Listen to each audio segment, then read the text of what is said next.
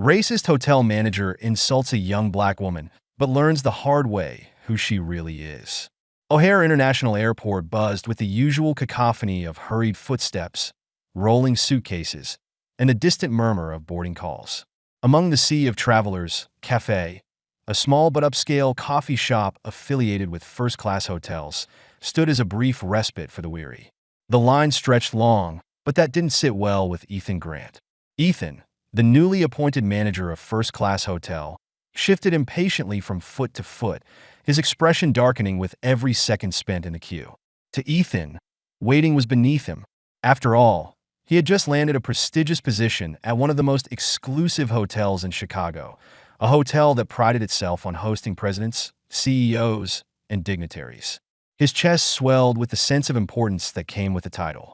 And yet here he was, stuck in line like everyone else. As the minutes dragged on, Ethan's phone rang, its sharp tones slicing through the din of the airport. He glanced at the screen, New York headquarters. Immediately, he answered, his voice switching from irritated to professional. The head office was calling to inform him of an important guest arriving later that day, a high-profile figure from Germany.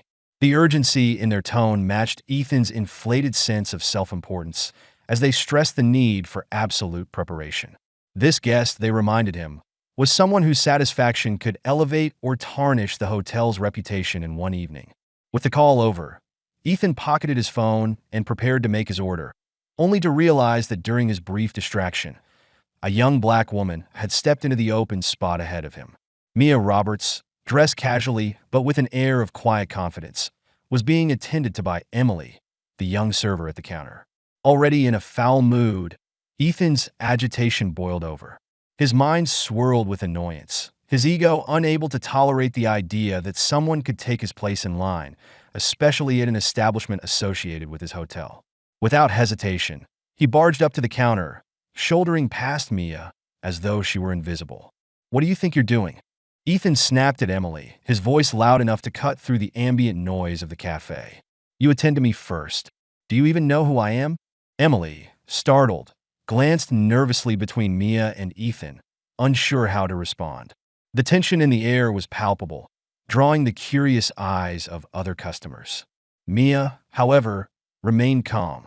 Her eyes followed Ethan's aggressive movements, but she refused to be intimidated. "There's no need for that," she said quietly, her voice steady. "You should be more respectful." Ethan's head whipped around, his anger now directed fully at Mia. His eyes narrowed as he looked her up and down, disgust creeping into his tone. "Do you even know who I am?" he barked, his voice dripping with arrogance. "I'm the new manager of first-class hotel, where people like you don't even get to step inside." The words hung in the air, cruel and cutting. Ethan's voice, loud and brash, had captured the attention of the entire cafe. For a moment, there was only silence as people processed the venom in his tone. Emily, wide-eyed and trembling, stood frozen behind the counter, caught between her duty and the reality of the situation unraveling before her. Mia's expression remained unchanged, but beneath her calm exterior, a storm was brewing. Ethan had no idea who he was speaking to, and that ignorance was about to cost him dearly. The tension in the small airport shop thickened like a storm brewing on the horizon. Emily, the young server, stood frozen behind the counter, her face pale, her eyes wide with panic. Tears brimmed at the edges of her eyes as she looked at Ethan, the new manager of the prestigious first-class hotel. "Please, sir," Emily's voice trembled, her words coming out in a desperate rush. "If my boss hears about this, he'll fire me." Ethan, towering over the counter, crossed his arms and let out a sharp, cruel laugh. "You really don't know who you're talking to, do you?" His voice grew louder, filled with the confidence of a man who believed the world owed him respect. "I am the manager of first-class hotel, and if you think you can stay here and embarrass me like this..." He cut himself off, turning sharply as he spotted Mr. Clark, the shop's boss, hurrying over. The look on Clark's face was one of immediate recognition. After all, first-class hotel wasn't just any establishment. It was the crown jewel of Chicago's hospitality industry, catering to the elite, the untouchables of society. Mr. Clark, flustered, stepped up to Ethan with a nervous smile, wiping his hands on his apron. "Mr. Grant, my apologies. What seems to be the issue here?" Ethan wasted no time. His finger jabbed in Emily's direction like a blade, his tone sharp. Your server here is incompetent. She's caused me nothing but trouble, and frankly, it reflects poorly on your establishment. You know the kind of relationship this shop has with first-class hotel. I suggest you fire her right now. Unless, of course, you want me to reconsider that contract. Mr. Clark's face flushed with panic. The contract with first-class hotel was the lifeline of his business, a relationship he couldn't afford to lose. Without hesitation, he turned to Emily, his voice trembling with fear but finality. Emily, you're fired. Pack your things and leave immediately. The words hung in the air, cold and unforgiving. Emily's eyes widened in disbelief. Tears now spilled freely down her cheeks as she choked on a sob, her hands trembling as they gripped the counter for support. But before anyone could move, Mia, who had been quietly watching this farce unfold, stood from her seat. Her calm composure slipped, replaced by a fire in her eyes that could no longer be contained. This is absolutely disgusting, she said, her voice firm, cutting through the air like a knife. Both Mr. Clark and Ethan turned to look at her, but Mia didn't flinch. You both stand here, treating this girl like she's disposable. For what? Because she's a little slower at serving coffee? Because she dared to stand in your way? Her voice grew stronger, and people in the shop were starting to stare. Ethan, not one to back down, took a step toward Mia, his lip curling into a snarl. You need to mind your business, lady. This has nothing to do with you. Mia didn't move an inch. She locked eyes with Ethan, her voice steady and unwavering. It has everything to do with me when you treat someone this way. Just because you manage a hotel doesn't give you the right to be a tyrant. Before Ethan could respond, Mr. Clark waved for the security guard nearby, the panic in his eyes now flaring into a full-blown crisis. He couldn't afford to lose first-class hotel's contract over this. He couldn't. Security! Mr. Clark snapped, his voice trembling. Get them both out of here. Now! The guard stepped forward, and without hesitation, Mia and Emily were escorted out of the shop. As they were led toward the exit, Emily's sobs grew louder, but Mia didn't falter. Instead, she cast one last look over her shoulder, her voice ringing through the store as she yelled, "You'll regret this. I'll make sure your stupid contract is canceled for what you've done." As they stepped out into the airport, the doors sliding shut behind them, a cold, bitter silence filled the shop. Ethan stood there, his face flushed with anger, but a strange, sinking feeling began to stir in his chest. He wasn't as invincible as he thought. He just didn't know it yet. The noise of travelers rushing by seemed to drown out Emily's quiet sobs, but Mia stood firm beside her, a calm presence in the chaos. The young server was trembling, her hands clutching at her apron as if it were her last lifeline. Her tear-streaked face was full of anguish, the weight of rejection pressing down on her like a heavy cloud. I sleep in the kitchen," Emily stammered, her voice breaking. "There's nowhere else for me to go. I don't have anyone." Her words hung in the air, fragile and desperate, as though uttering them out loud would make her situation even more real. Mia looked at her, her gaze softening. Emily was barely holding herself together, teetering on the edge of hopelessness. But Mia saw something in her, a spark that hadn't been extinguished just yet. Mia placed a gentle hand on Emily's shoulder, her voice steady and reassuring. "I know it feels like the world is against you right now, but trust me, this isn't the end. It's just the beginning." Emily's red, puffy eyes lifted, confused but yearning for something, anything, that might give her hope. She wiped her tears with trembling fingers, trying to understand why this stranger would care. Mia smiled softly, her calmness unwavering. "You don't deserve what they did to you, Emily. You deserve better, and I'm going to help you." In fact, Mia paused, her smile turning into something more determined. "We're going to get revenge." Emily blinked, taken aback. Revenge? She had expected pity, maybe even false comfort. But this was something entirely different. Mia wasn't offering sympathy. She was offering power. A chance to rise above those who had humiliated her. I don't know what to say," Emily whispered, still wiping her cheeks. "You don't have to say anything," Mia said, her voice light but filled with quiet authority. "Just follow me. I'll take you somewhere special." Emily looked at Mia, uncertainty flickering in her eyes. The crowded airport felt overwhelming, but there was something about Mia's presence, a quiet strength that made Emily feel like she could trust her. Where are we going?" Emily asked hesitantly, her voice small but no longer broken. Mia's smile widened, her eyes twinkling with a secret she wasn't ready to share just yet. "You'll see soon enough. Just stay with me." And with that, Mia turned and walked toward the exit, her pace unhurried, as though she already knew what the next steps would be. Emily hesitated for a moment, then followed, still wiping away the remnants of her tears. She didn't know where Mia was leading her, but for the first time in a long while, she felt like maybe, just maybe, things were about to change. As the two women stepped out of the airport, the bustling world behind them seemed to fade. And for Emily, a door had opened. A door that promised a new beginning and perhaps a reckoning for those who thought they could treat her like nothing. The imposing towers of first-class hotel loomed over the bustling streets of Chicago, its sleek, glass exterior gleaming in the midday sun. This was no ordinary hotel. This was a place where only the world's elite stayed, the kind of establishment where presidents, dignitaries, and CEOs lounged in luxury after making months in advance reservations. Yet, as Mia led Emily toward the entrance, a curious look of disbelief danced across Emily's tear-streaked face.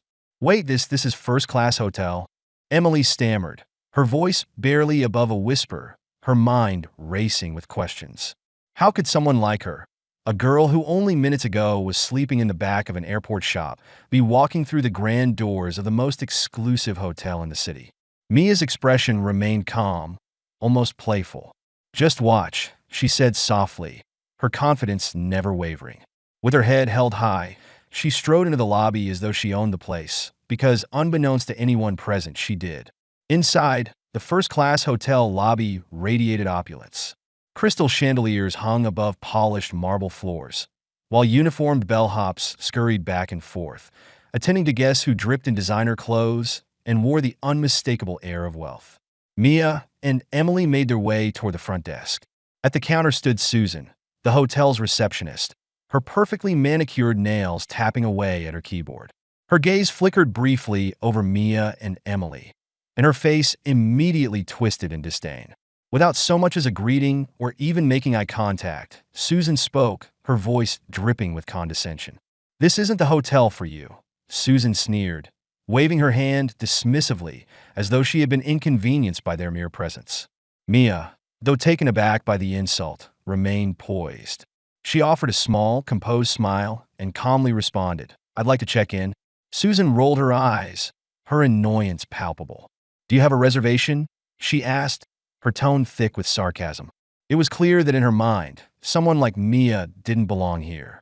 She was convinced that these two women were either lost or delusional. And now it was time to prove them wrong. "Yes, I do. Under Mia Roberts," Mia said, her voice unwavering. Susan typed the name into her computer, glancing at the screen with little interest.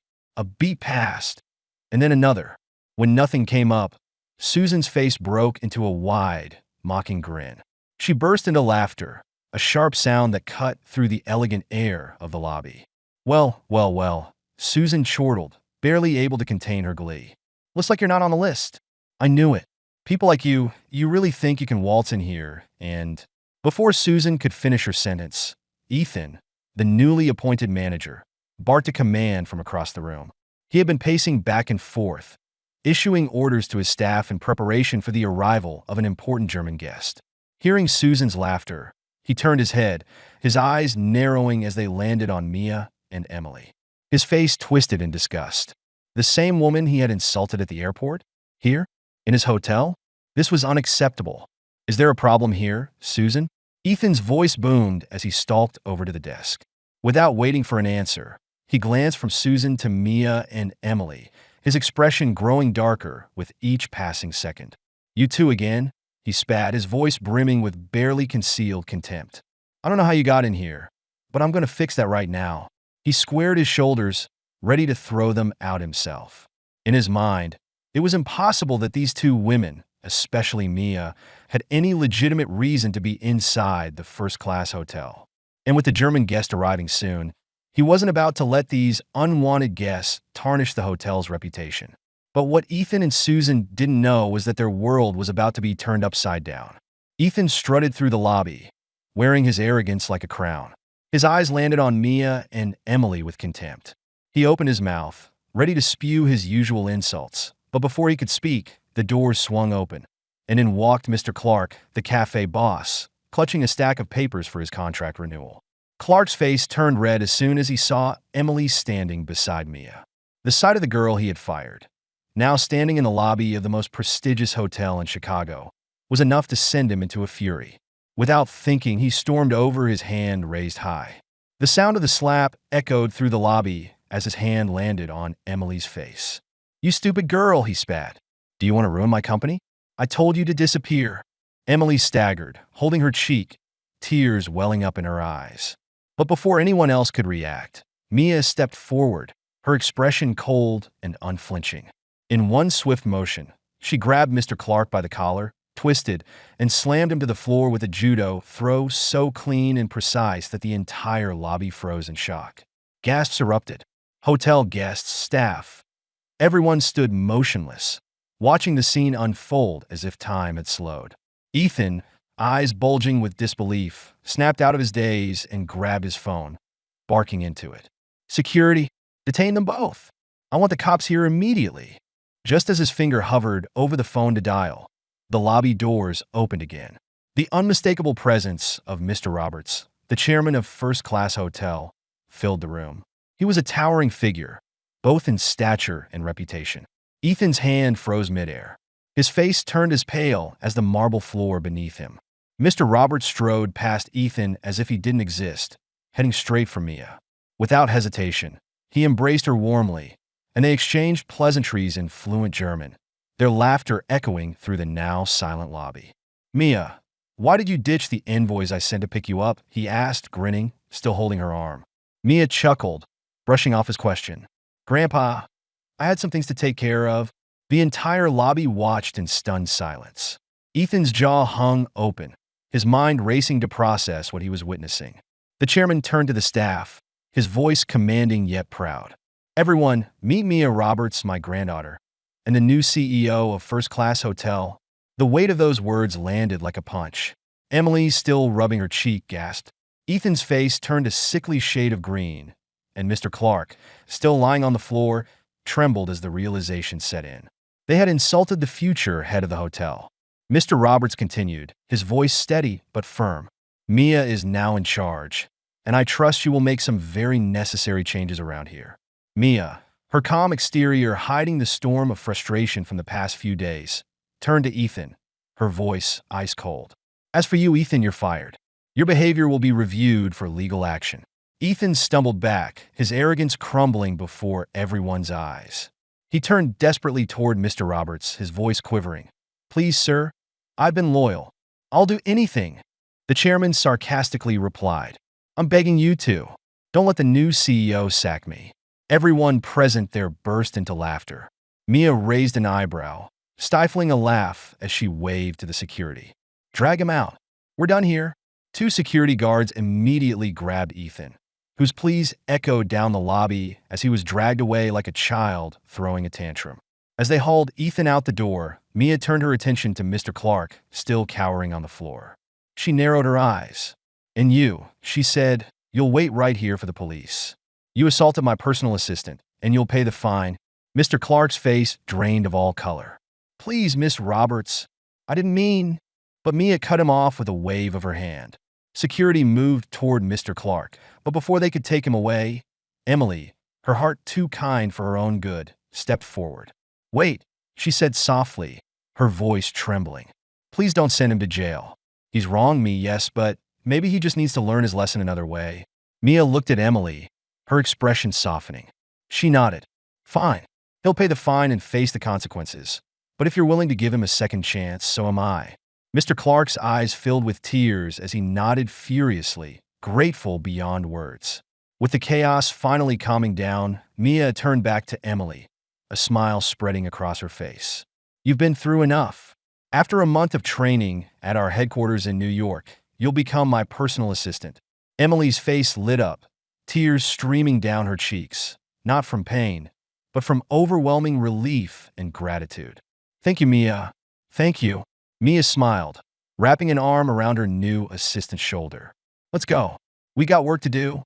As they walked out of the Grand Hotel lobby, leaving behind the shock and disbelief of Ethan and Mr. Clark, the future seemed brighter for both Mia and Emily. Justice had been served, and with Mia now at the helm, it was only the beginning of a new chapter for First Class Hotel.